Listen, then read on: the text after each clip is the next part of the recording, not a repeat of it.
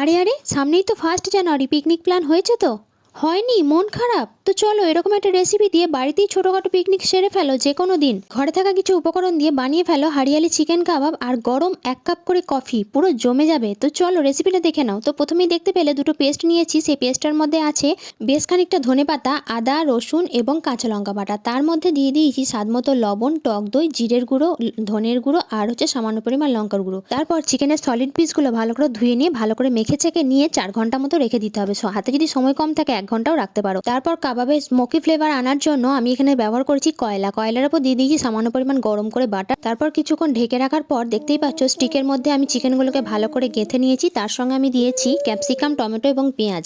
তারপর দেখো হালকা ফ্রাইং প্যানে এগুলোকে ফ্রাই করে নেওয়ার পর এখন আগুনের মধ্যে ভালো করে ঝলসে নিচ্ছি। তারপর সবগুলোকে রেডি করে নেওয়ার পর সামান্য পরিমাণ লেবুর রস এবং অল্প পরিমাণ ওপর থেকে পিঙ্ক সল্ট ছড়িয়ে তোমরা কিন্তু এটাকে এনজয় করতে পারো। তো চলো টাটা।